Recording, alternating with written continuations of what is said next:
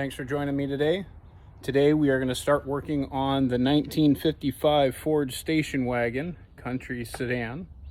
I'm going to start working on pulling the engine. I am having to wait on a few parts to come in to complete my engine build. So I'm going to take advantage of a fairly nice day that we don't get that often in Wisconsin in March to get this thing going. When I bought the car, the guy I got it from had started to pull a few things. He was originally going to keep the engine and then ended up only pulling the intake.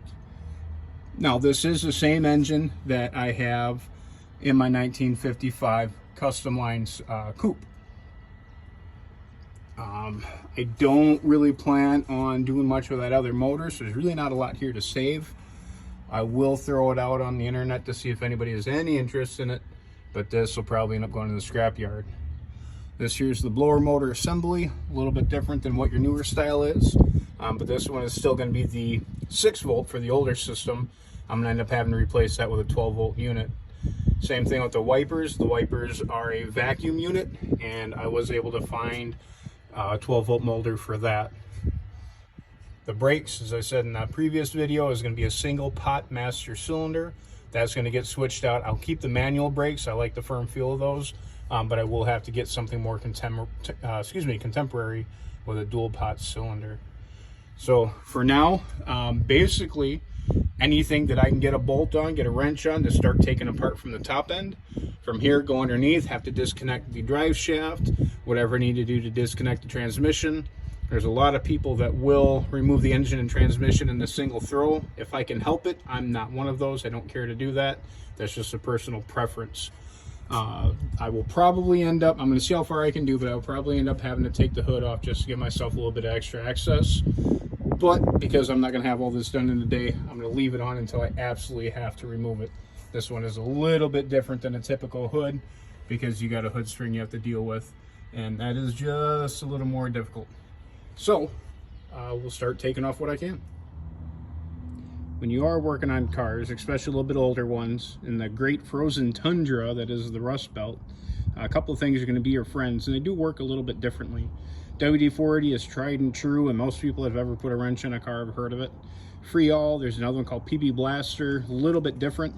The PB Blaster and the Freol is going to be a penetrating oil. This is actually more designed to specifically negate the effects of rust as much as it can for a mechanic in a bottle. WD-40 is a little bit different.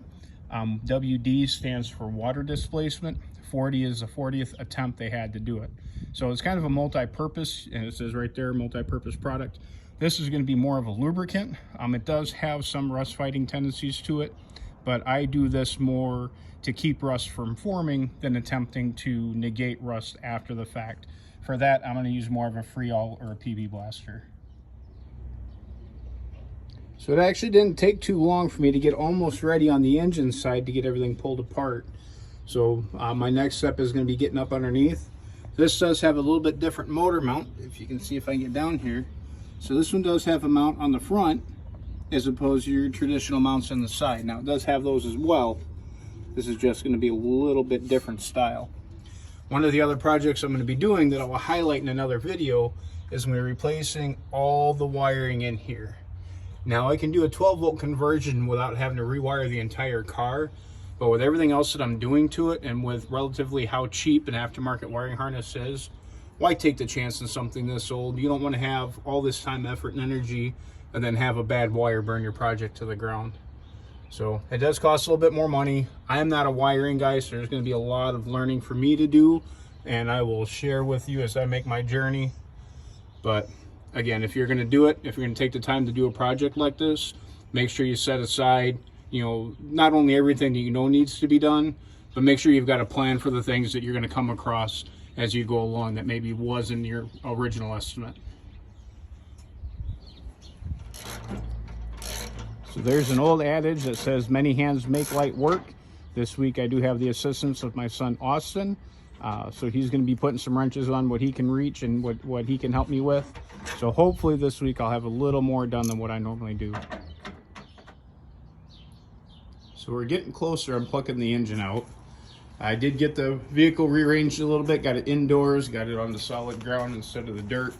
I got the hood off of it, pulled a couple bolts off the front motor mount. So this setup is going to be a bit different than your standard small block Ford, small block Chevy. So there's going to be a motor mount here,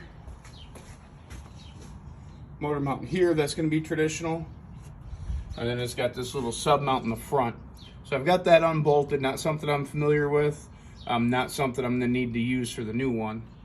The other issue is me coming down low.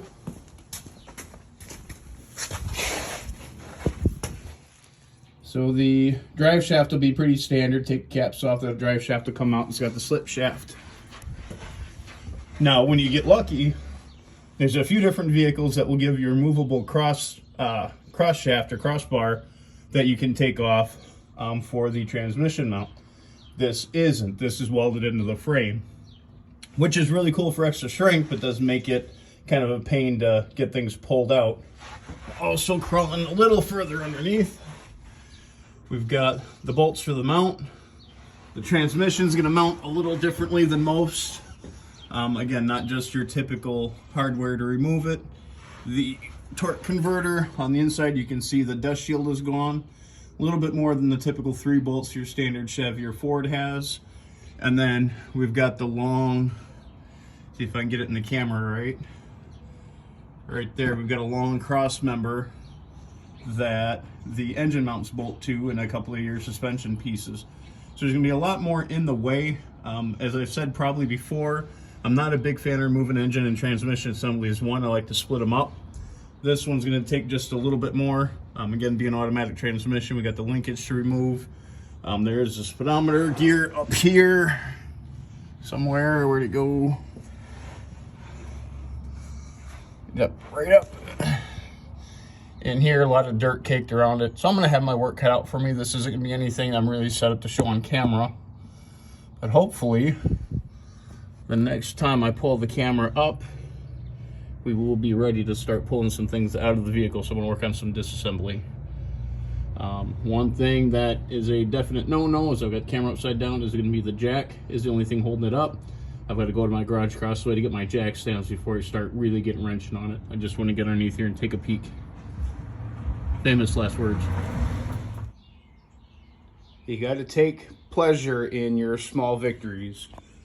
So I have gotten the motor mounts loose. The isolators will stay on the frame for now because I got better reach on getting the isolators actually off the block. Pulled the starter out. Got the 4 bell housing bolts out.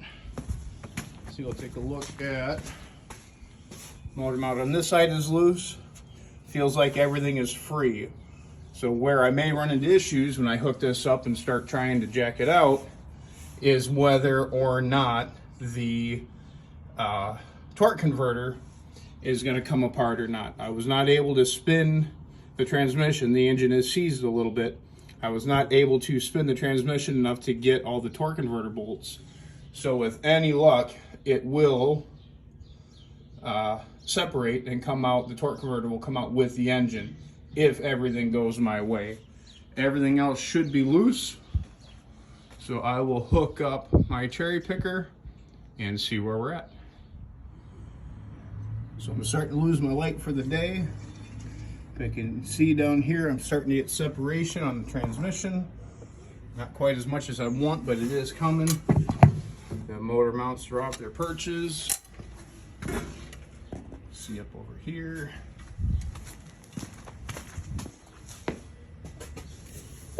Again, you can see, I get in the right spot here. Separation in the transmission. Again, the mount is off the perch. So we are making waves. Took just a little more effort, energy, and creative words, but I got it out. On this one, I actually had to sawzall the oil filter off. I was not able to get it loose, and the oil filter was hanging up on the perches when I tried to remove it. And this ends what I'm going to get done tonight. Tomorrow's a new day.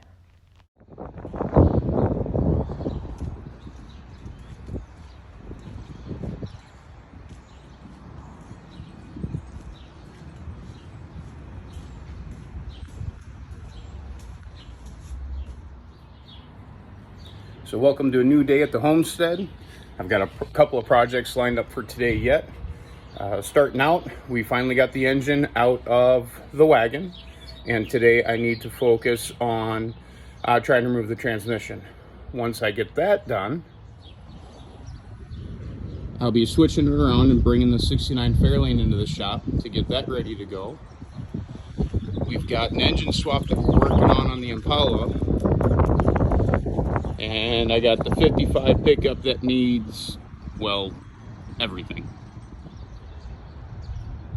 So without a production crew, I know there's a lot of stopgap as far as my performances go, but here is the engine that we finally got out a couple of days ago. And again, we're going to be working on the transmission. As we crawl up underneath, there's a little bit of cleanup I've got to do yet from finishing the last job that I put off. Making sure we're fully supported. I got it pretty hot in the air. Make sure you're fully supported. Give yourself the bounce test, the jostle test. I'm going to make sure it's not going to fall on us at an inopportune moment. As I showed previously, the cross member does not come out on this one. So I'm going to have to try and get everything loose and come out through the engine compartment. Now for the engine stands or the isolator mounts, when I tried to remove those from the frame, I think the bolt is spinning inside the rubber, so I'll have to see if I can do it without those or if I'm going to need that extra clearance. So I'll have to remove the transmission linkage and the speedometer cable and remove about a half ton of dirt, mud, muck, whatever buildup is up underneath. That was actually caused me quite a bit of issue last time. But to remove that engine, once I got ready to pull it, it was a total of 14 bolts that just kind of kicked my butt. But we'll see how far we can get today before the weather kicks in. At the moment, it is getting into the last week of April, and we're a balmy 70 degrees. It did storm pretty much all day yesterday, so the humidity is up. So we'll see how far I can get before another wave rolls in.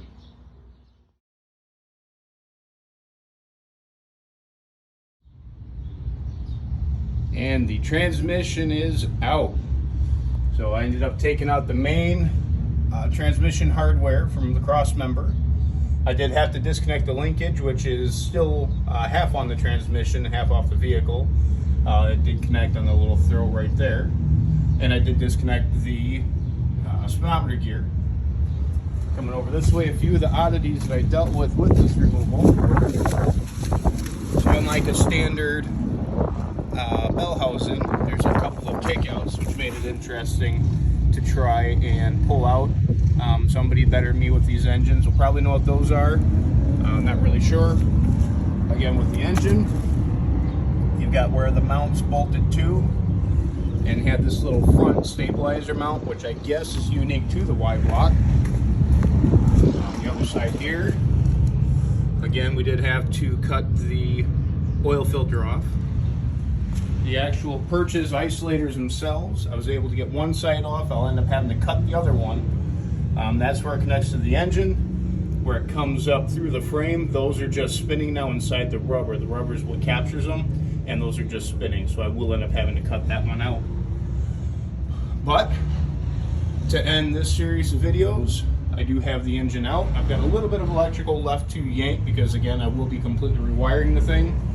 I've got some work to do with the heater box, obviously. Just a lot of little odds and ends, but mostly the name of the game right now is going to be cleanup and try and find a close enough match to 70-year-old, 60-year-old, 70-year-old paint to give it a fresh coat before I start putting everything back together. So this is going to end this particular episode for now. My next episodes will start to count down the power tour, and I might have to have a little bit of shift in plans there. So again, as always, I thank everybody that does watch these videos. Again, if you got any comments, if you got any questions, anything you would like to see featured that I've not gotten to yet, by all means, I will respond to what I can. And yeah, so that was a lot more interesting than I expected it to be, but in the end, we got it done.